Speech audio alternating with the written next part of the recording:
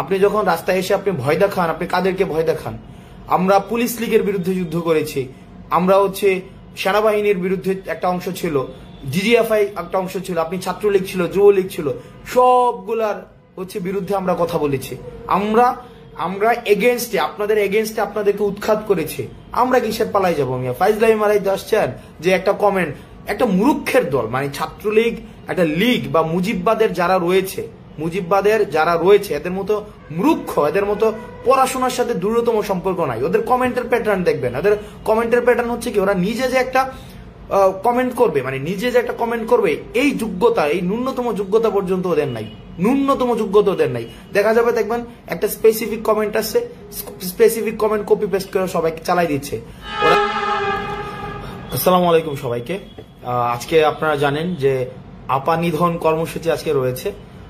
আপা নিধন কর্মসূচিতে আপনারা স্বতঃস্ফূর্তভাবে বাংলাদেশের বিভিন্ন জায়গা থেকে ইতিমধ্যে আপনারা জানেন গত দীর্ঘ এক যুগের বেশি সময় বা দীর্ঘ দেড় যুগের কাছাকাছি আমরা দেখেছি যে বারবার বলা হতো যে দেখা না দিলে বন্ধু কথা কইও না, দেখা না দিলে বন্ধু কথা কইও না।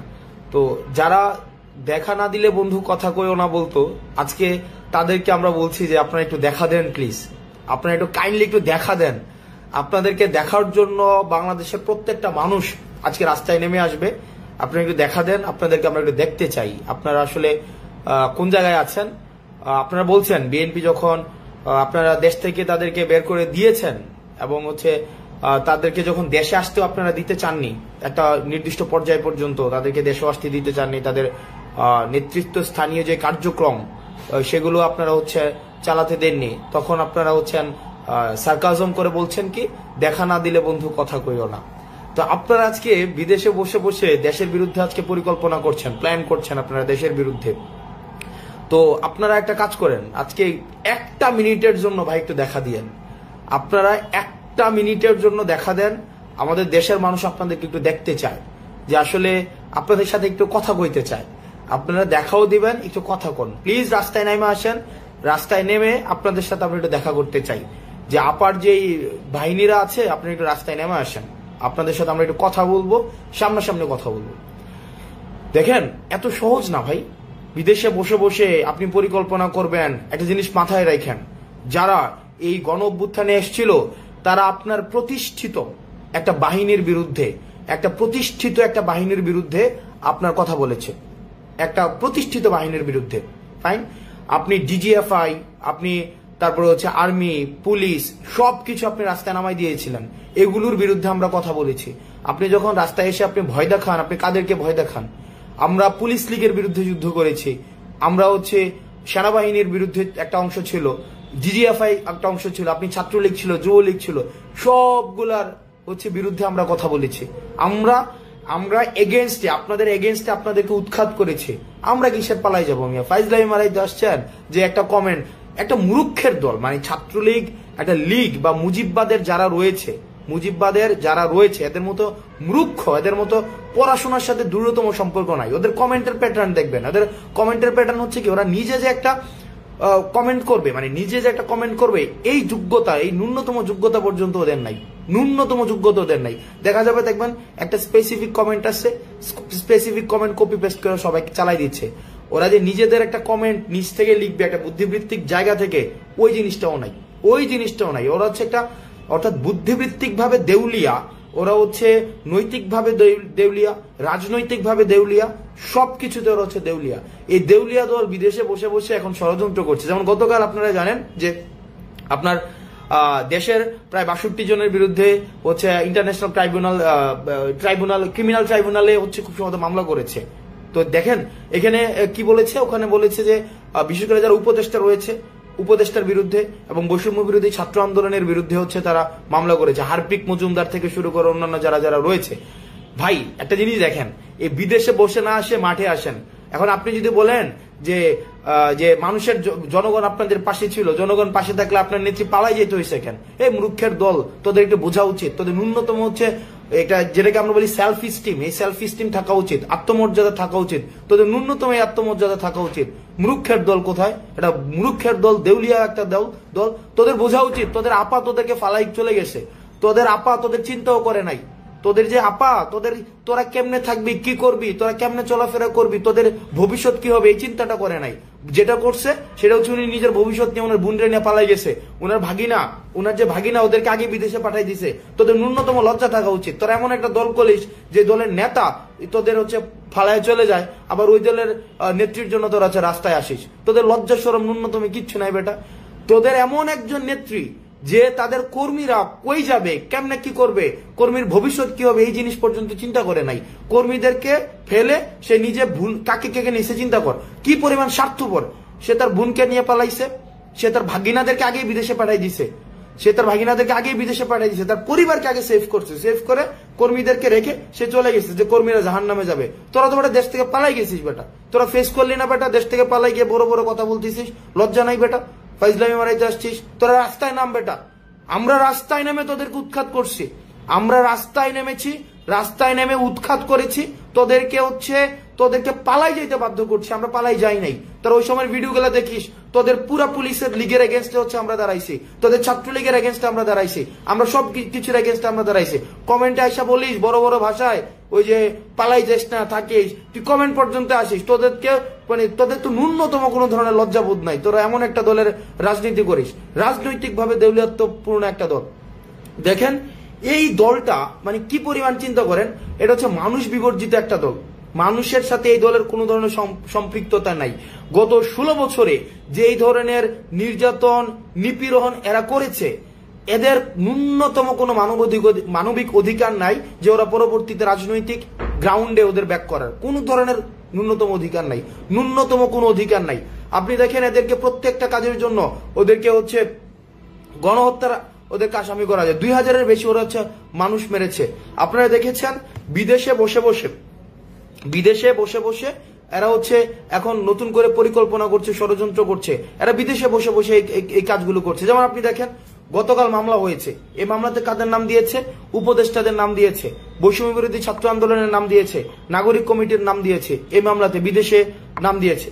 এখন দেখেন এই নামের মধ্যে আরো দিয়েছে কি, যেমন সেনা অফিসার যারা ছিল, যে সেনা অফিসাররা তারা হচ্ছে কি আমাদের পক্ষে, তারা হচ্ছে আন্দোলনে এসেছিল, গণঅভ্যুত্থানে এসেছিল, যারা শেখ হাসিনার এগেনস্টে গিয়েছিল তাদের বিরুদ্ধে মামলা দিয়েছে। আপনি দেখেন যে যেমন ক্যাপ্টেন আফ্রিদির একটা ছবি ভাইরাল করে দেওয়া হয়েছে, যেমন ক্যাপ্টেন আফ্রিদি নাকি হচ্ছে স্নাইপার দিয়ে মানুষ মারছে।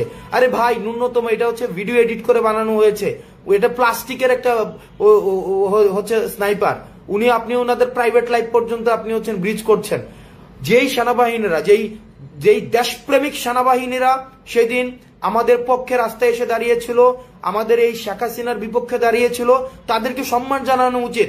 মেজর আফ্রিদিদেরকে সম্মান জানানো উচিত, ক্যাপ্টেন আফ্রিদিরা তখন রাস্তায় নেমে এসেছিল, রাস্তায় নেমে আমাদের পক্ষে হচ্ছে তারা হচ্ছে আন্দোলন করেছে। আমরা দেখেছি সেনাবাহিনীর একটা অংশ আমাদের পক্ষে চলে এসেছিল। এখন দেখেন এখন এই সবার বিরুদ্ধে হচ্ছে এখন প্রোফাইলিং করা হচ্ছে, বিদেশে মামলা করা হচ্ছে। দেখেন বিদেশে মামলা দিয়ে আমাদের কিছু আসে যায় না। আমরা আপনাকে দেশ থেকে উৎখাত করেছি, যে এই খুনি শেখ হাসিনা, পারলে রাস্তায় এসে ফেস করেন। আমরা রাস্তা থেকে আপনাকে উৎখাত করেছি, আপনাকে গণভবন থেকে উৎখাত করেছি, আপনি পালিয়ে যেতে বাধ্য হয়েছেন। আর একজন পালিয়ে যাওয়া নেত্রীর কর্মী হিসেবে হচ্ছে বিদেশে বসে আস্ফালন করে লজ্জা থাকা উচিত, ন্যূনতম লজ্জা নাই। এদের সাথে আওয়ামী লীগ, ছাত্রলীগ, যুবলীগ, এই মুজিববাদী আদর্শ এবং লীগের সাথে কোন ধরনের সামাজিক সম্পর্ক, সাংস্কৃতিক সম্পর্ক, রাজনৈতিক সম্পর্ক, অর্থনৈতিক সম্পর্ক, কোন পারিবারিক সম্পর্ক পর্যন্ত এখন মানুষ করে না।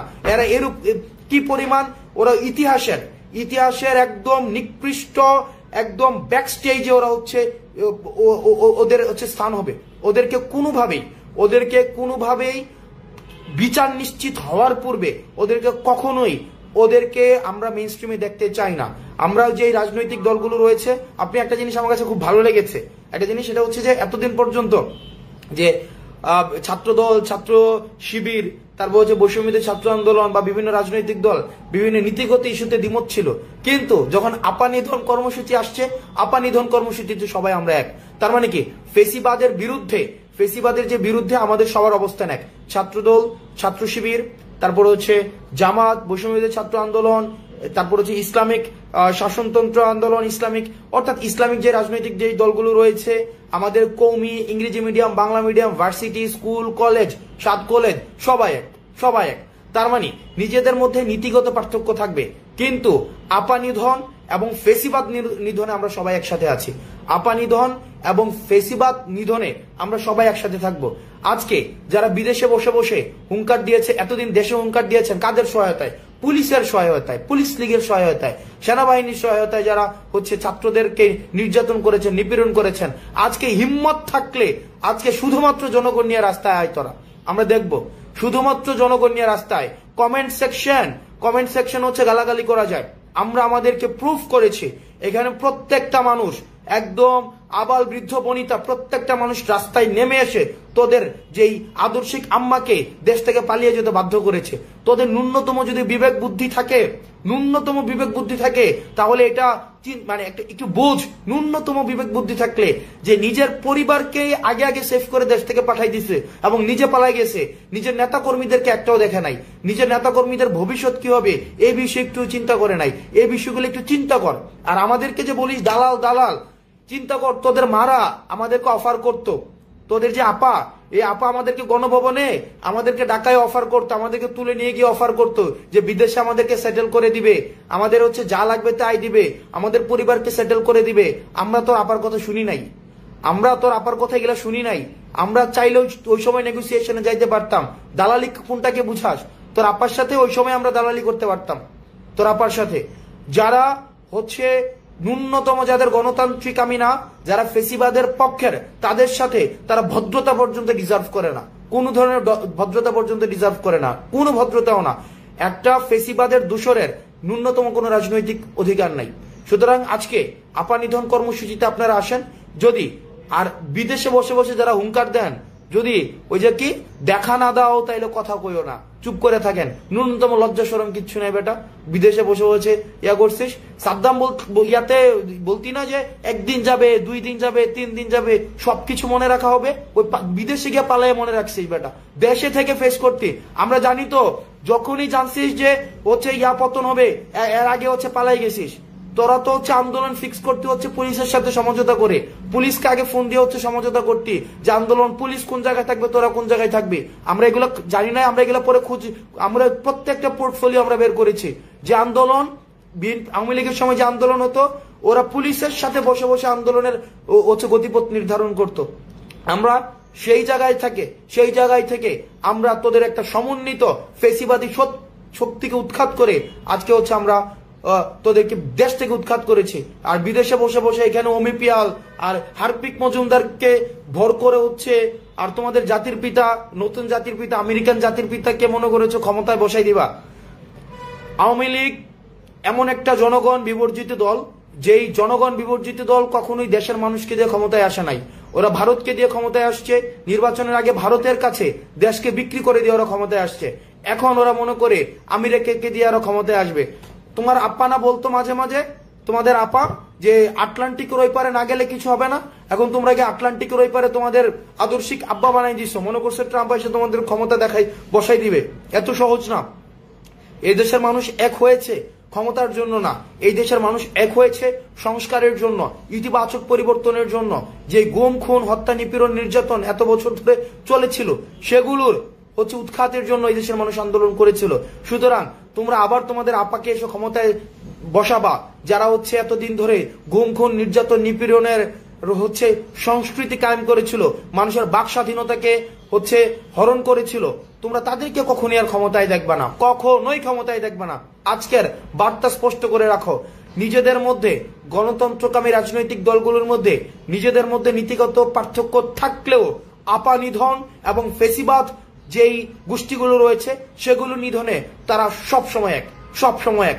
আজকে তোমরা দেখবে প্রয়োজনে একটা বার আমাদেরকে দেখা দিও, একটা বার আমাদেরকে দেখা দিও, আমরা তোমাদেরকে বুকে জড়িয়ে নিতে চাই। কারণ তোমাদের আপা তোমাদেরকে এতিম করে চলে গিয়েছে। আমরা তোমাদেরকে একটু তোমরা কোন অবস্থায় আছো, এতিম সন্তানগুলো কতদিন না জানি না খেয়ে আছে, কতদিন না জানি কি অবলা রাস্তাঘাটে ঘোরাঘুরি করছে। তাদের এখন আর টেন্ডারবাজি করতে পারে না, চাঁদাবাজি করতে পারে না, ক্যান্টিনে ফাও খেতে পারে না, তাদের চেহারা শুকিয়ে হয়তো গিয়েছে। সুতরাং তাদেরকে আমরা একটু সেবা শুশ্রূষা করতে চাই।